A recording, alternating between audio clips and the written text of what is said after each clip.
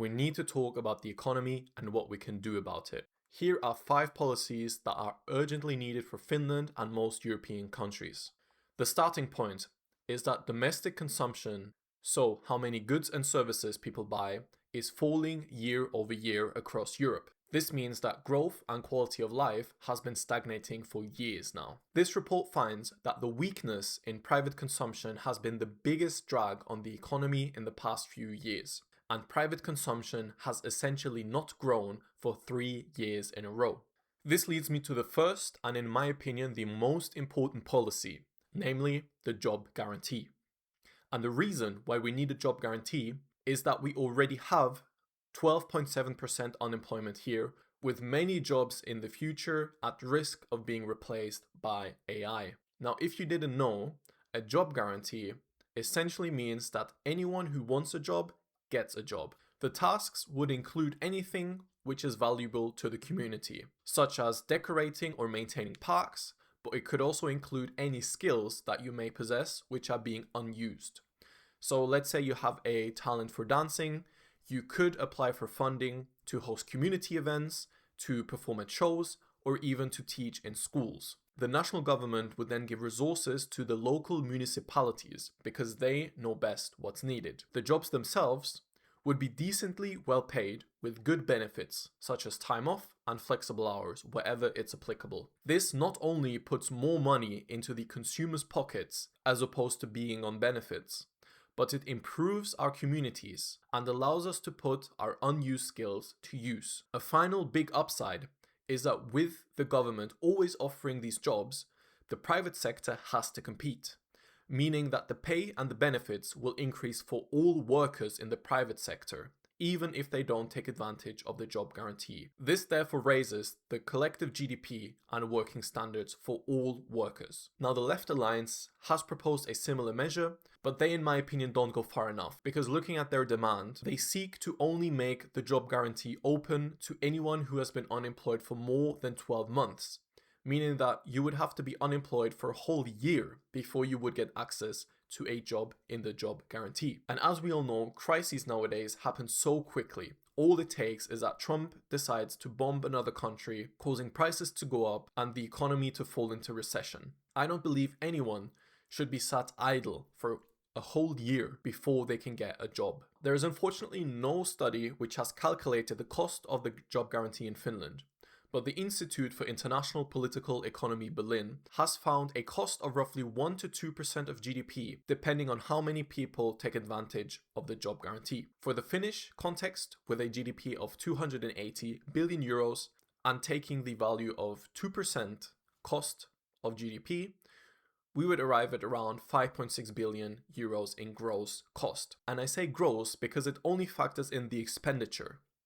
If you think about it, with the community thriving, quality of life goes up, mental health issues go down. That is just one of the examples of the benefits which are not factored into the cost, meaning that in the long term, the real cost would likely be way lower than 2% of GDP. And especially once the economy rebounds and less people have to take advantage of the job guarantee because the private sector catches up, the cost would go down even further. Now, the second policy is urgently needed and will instantly bear fruits not only economically, but also politically.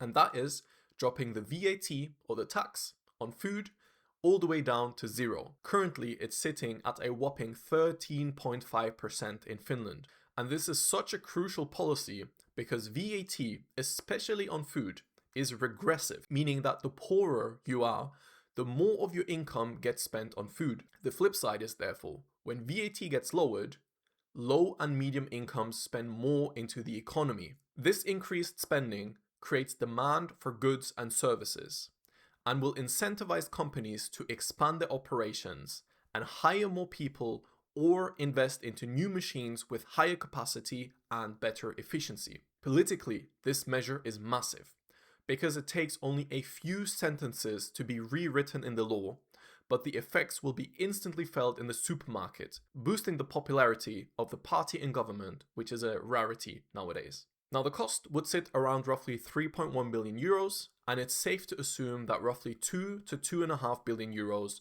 would be spent back into the economy, boosting GDP and creating growth. Now, the third policy is one that will bring money into the government's coffers, but this isn't the actual reason why we need it.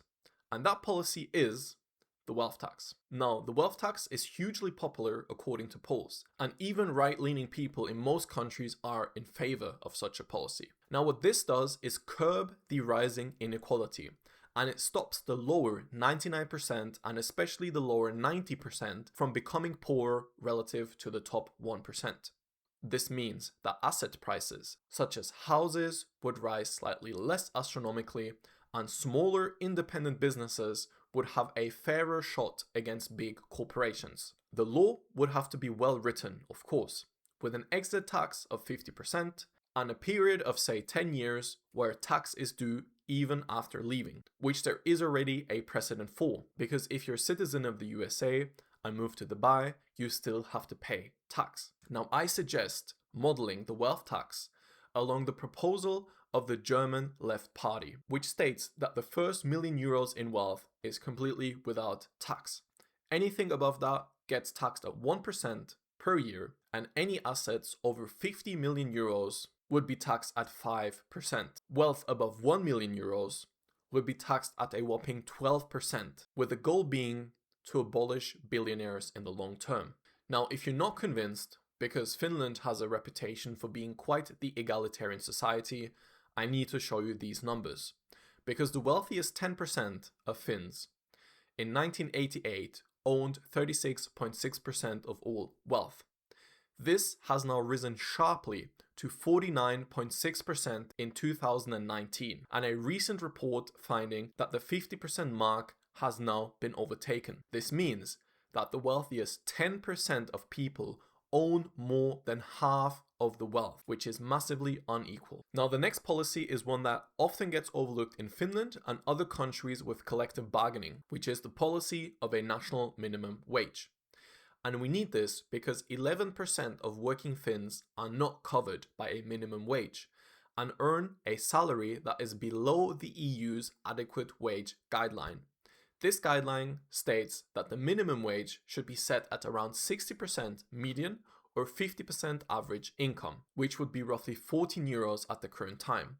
Now, I propose taking this value of €14 as the starting point, with an increase to €15 in the following year. And it's important to note here that this doesn't go against unions, and instead it reinforces their negotiating power, especially if the members earn only slightly above or around the minimum wage. They will be using the €14 minimum wage as a starting point to negotiate upwards. And I believe that morally, no one should be working full-time and not living a good life. Economically, this also puts more money into the pockets of the low incomes, boosting their spending and therefore, again, boosting our GDP and boosting growth. The final policy is probably the most important one for the long term, and that is to reform the debt brake. Now, if you haven't been following the news, this was approved only recently, less than a year ago, with all parties except the Left Alliance joining in. The parties agreed to set up a committee that is tasked with overseeing government spending and therefore reinforcing the belief that government debt must be reduced out of sheer principle. And this will be catastrophic, because if you saw my last video, linked down below, you will know that given our massive unemployment and stagnating economy, we need more government debt and not less. This committee will operate based off of a fatal mistake in logic, namely that balancing the budget should be the priority. This thinking is harmful to the economy and its people. Instead, we should focus on balancing the economy and using untapped resources, not the other way around. And the tool to do so is through the budget. So I think that we should focus on the actual economy first and not just the debt numbers. Because if the economy is slow, we need to spend more in areas that make sense. If the economy is at risk of overheating, which it hasn't been for many years, then we would need to spend less and redirect the remaining spending to areas that are not at full speed to prevent inflation.